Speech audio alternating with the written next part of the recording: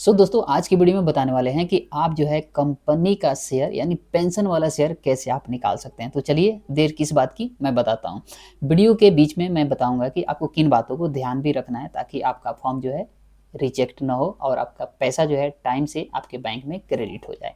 तो चलिए अप्लाई करते हैं। तो देखिए यहाँ पे मैं लैपटॉप पे मैं यहाँ पे क्रोमो खोलता हूँ और क्रोमो में ईपीएफओ की वेबसाइट खोल करके मैं अप्लाई करूँगा। ठीक है, आपको क्या करना है कि अगर इसको आप मोबाइल में खोल रहे हैं तो आप क्या करिएगा कि क्रोमो को खोल करके और उसको जो है डेस्कटॉप मोड में कर लीजिएगा ताकि बिल्कुल लैपटॉप वाला व्यू आपको मिलेगा। सेम ऐसे ही आप भी प्रोसेस कर सकते हैं बिना किसी परेशानी के। ठीक है, तो देखिए यहाँ पे क्रोमो है, मैंने क्या किया इसे ओपन किया और इसमें मैं टाइप किया हूँ EPFO। ठीक है, आपको भी ऐसे ही टाइप कर लेना है। ठीक है, अब देखिए इसको मैं एंटर करता हूँ तो यहाँ पे आता है एम्प्लॉय प्रोविडेंट फंड ऑर्गेनाइजेशन की वेबसाइट। ठीक है, अब आपको देखना है नीचे, देखिए यहाँ पे लिखा हुआ है फॉर एम्प्लॉय, यानी ये वाली सेक्शन ये हम लोग के लिए है।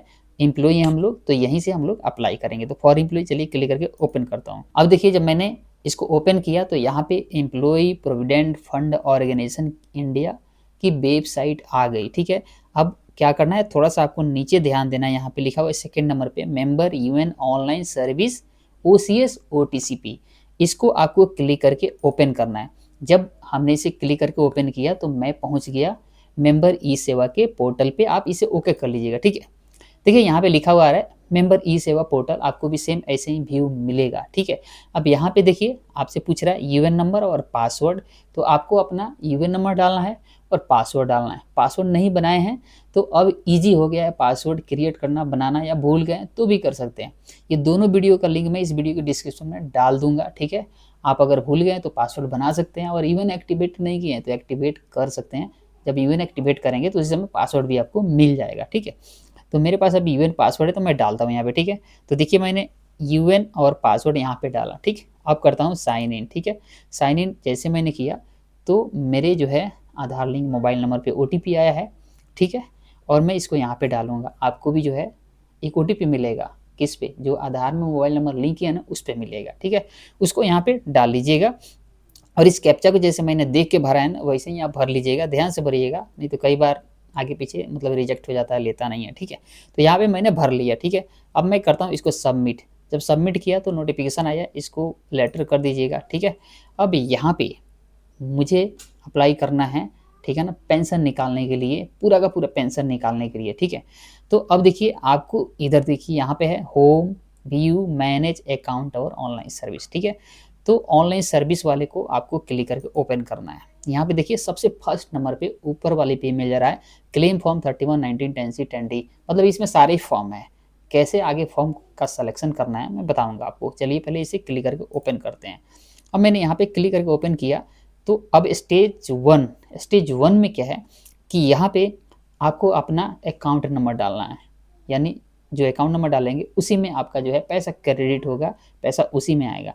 लेकिन वही अकाउंट नंबर डालिएगा जो पहले से आप इस पीएफ में लिंक कर चुके हैं। ठीक है ना, अगर लिंक नहीं किए हैं तो परेशान होने की जरूरत नहीं है, उसका भी वीडियो का लिंक मैं इस वीडियो के डिस्क्रिप्शन में डालूंगा। आप जा करके देख करके पहले अपना जो है बैंक अकाउंट लिंक कर सकते हैं। ठीक है, तो चलिए मैं यहाँ पे वो लिंक किया हूँ ना वही वाली अकाउंट यहाँ पे डालूंगा। ठीक है, तो मैंने यहाँ पे अकाउंट नंबर डाला। अब मैं करता हूँ वेरीफाई। ठीक, अब देखिए वेरीफाई किया, इसको यस कर दिया। ठीक है, यहाँ पे देखिए आ गया ग्रीन टिक, यानी मेरा अकाउंट नंबर मैच कर गया, वेरीफाई हो गया। ठीक है ना, मतलब पहले जो मैंने अकाउंट नंबर लिंक किया है वो अभी डाला वो मैच कर गया। ठीक है, थोड़ा सा स्क्रॉल करके नीचे आएंगे तो यहाँ पे मिल जाएगा प्रोसीड फॉर ऑनलाइन क्लेम। ठीक है, इसे क्लिक करके आपको आगे बढ़ना है। ठीक है, अब देखिए आगे बढ़ गया। ठीक है, अब ऐसे इंटरफेस मिलेगा तो आप नीचे आइएगा, लिखा हुआ I want to apply for, यानी इसमें से मुझे फॉर्म को सेलेक्ट करना है, कौन सी फॉर्म भरना है। ठीक है, पहले क्लिक करके ओपन कर लेता हूँ फिर समझाता हूँ। ठीक है, अब देखिए मैंने क्लिक करके ओपन किया तो इतने सारे फॉर्म दिख गए। ठीक है ना, तो पूरा का पूरा पेंशन का पैसा निकालने के लिए, यानी एम्प्लॉयर का शेयर निकालने के लिए जो पेंशन वाला है, हम कौन सी फॉर्म का चुनाव करेंगे, तो यहाँ पे चुनाव करेंगे दूसरे नंबर पे online pension withdrawal form 10C याद रखिएगा। अच्छा, यहाँ पे एक चीज़ और मैं दिखा देता हूँ। तीसरे नंबर पे देखिए लिखा हुआ है स्कीम सर्टिफिकेट फॉर्म 10C, ये भी 10C ही है, लेकिन जब इसका आप चुनाव कर लेंगे तो आपको एक सर्टिफिकेट मिलेगा, पैसा नहीं मिलेगा।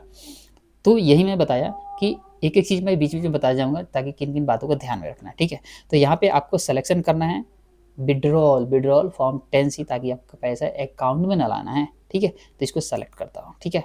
सेलेक्ट किया, यहाँ पे हो गया। अब यहाँ पे पूछ रहा है एम्प्लॉई एड्रेस, ये तो कोई बड़ी बात नहीं है, एड्रेस आप डाल सकते हैं, समझा देता हूँ।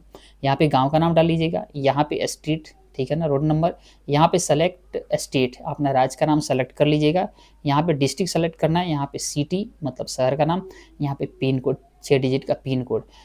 जो ये सारा डिटेल जो है ना, जो एड्रेस आप अपने आधार कार्ड से डालिएगा, आधार कार्ड के पीछे रहता है, ठीक है ना, सारा डिटेल यहीं से भरिएगा तो बेहतर रहेगा, ठीक है। भर लीजिएगा। यहाँ पे लिखा हुआ है upload scan copy of cheque passbook. अब जो है ये रिक्वायर्ड नहीं हो रहा है, यानी अब आपको यहाँ पे पहले बैंक पासबुक चेकबुक की कॉपी अपलोड कर देते, लेकिन अब जरूरत नहीं अपलोड करने के लिए, डिसकंटिन्यू हो गया है। बहुत लोग परेशान होते थे और इसके कारण रिजेक्ट भी होता था। ईपीएफओ क्या कहता था, बैंक कॉपी में जो अकाउंट बैंक पासबुक में अकाउंट नंबर है वो क्लियर नहीं दिख रहा है, रिजेक्ट कर देता था, खत्म कहानी। या उसमें ये क्लियर नहीं है, वो क्लियर नहीं है, ठीक है ना, चेकबुक सही नहीं है, झंझट खत्म, ठीक है ना। तो यहाँ पे आपको अपलोड नहीं करना है, ठीक है। अब देखिए, लेकिन अपलोड नहीं करा, लेकिन वो डिजिटली पहले से आपने लिंक कर दिया ना अकाउंट नंबर, तो वेरीफाई हो गया, ठीक है, समझ गए। तो चलिए मैं यहाँ पे एड्रेस डाल लेता हूँ, ठीक है ना, जल्दी से। तो देखिए मैंने यहाँ पे एड्रेस डाल लिया, जैसे मैंने बताया था, यहाँ पे स्टेट, डिस्ट्रिक्ट, शहर का नाम, पिन कोड, ठीक है ना, डाल लिया। अब मैं क्या करता हूँ, यहाँ पे टर्म्स कंडीशन है, यहाँ पे एक्सेप्ट मुझे करना पड़ेगा। अभी यहाँ पे टिक कर लीजिएगा तभी आगे बढ़िएगा, ठीक है। तो यहाँ पे चलिए मैंने क्लिक करके इसको टिक कर लिया, ग्रीन हो गया। अब यहाँ पे आ रहा है आगे गेट आधार OTP, यानी ये फाइनल स्टेज में आप पहुँच गए हैं। आधार OTP जाएगा मोबाइल नंबर पे, उसको जैसे ही एंटर करेंगे फॉर्म सबमिट हो जाएगा। चलिए आगे बढ़ते हैं।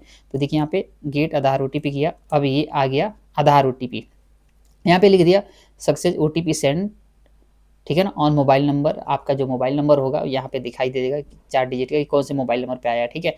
तो यहाँ पे मैं OTP एंटर करता हूँ, लिखा हुआ है ना एंटर OTP यहाँ पे, तो मैं यहाँ पे OTP डाल लिया, ठीक है। अब वैलिडेट, मतलब इसको वैलिडेट OTP कर रहा हूँ कि सही है कि नहीं। चलिए सही, ये देखिए वैलिडेट होने लगा और ये वैलिडेट हो गया और फॉर्म साथ में सबमिट हो गया, ठीक है। जैसे ही OTP आप डालोगे और सबमिट करोगे, वैलिडेट करोगे, वैसे ही ये सबमिट हो जाएगा। यहाँ पे लिखा हुआ है ऑनलाइन है, OTP has been verified, eKYC updated and pension withdrawal, देख रहे हैं ना, pension withdrawal claim form submitted successfully on unified portal, please click here to view PDF। यहाँ से आप डाउनलोड करके फॉर्म भी देख सकते हैं। तो ये ग्रीन में जो आ गया ना, इसका मतलब हमने फॉर्म भर दिया, ठीक है ना। जब ऐसे आपको भी दिखाई दे देगा तो समझ लीजिएगा आपका फॉर्म सबमिट हो गया, भरा गया है, ठीक है, सिंपल सी भाषा में। अब यहाँ पे क्लिक करके मैं ओपन करके दिखा देता हूँ। तो ये है फॉर्म 10C। ये वाला जो फॉर्म जो है ना, आप डाउनलोड करके अपने पास रख सकते हैं, लेकिन हालांकि इसको कहीं भी आपको देने की इस फॉर्म को ज़रूरत नहीं है।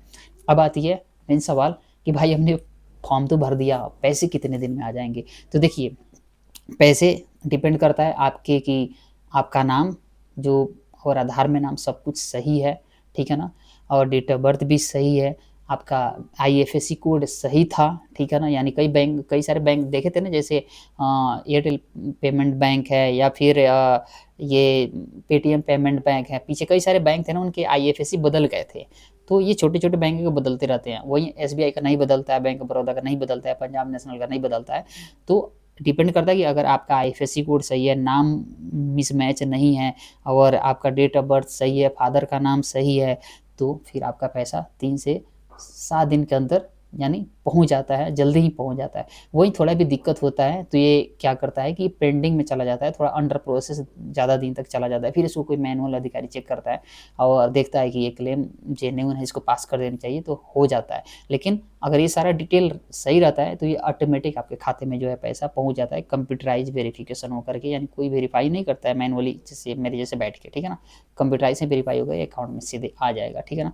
तो जिन लोगों का सब कुछ सही है उनका पैसा 3 से 7 दिन के अंदर उनके अकाउंट में सीधे पहुंच जाएगा। तो उम्मीद करते हैं दोस्तों ये वीडियो आप लोगों के लिए हेल्पफुल रहेगा, फॉर्म 10C भरने में, पूरा का पूरा पेंशन का पैसा निकालने में, एम्प्लॉयर शेयर निकालने में, ठीक है। फिर भी किसी प्रकार की दिक्कत आती है तो आप उसका स्क्रीनशॉट लेकर के मेरे इस वाले मोबाइल नंबर पर आप भेज सकते हैं। उसके बाद मैं आप लोगों को उसका सॉल्यूशन बताऊँगा। मिलते हैं अगले वीडियो में, तब तक के लिए नमस्कार और बाय।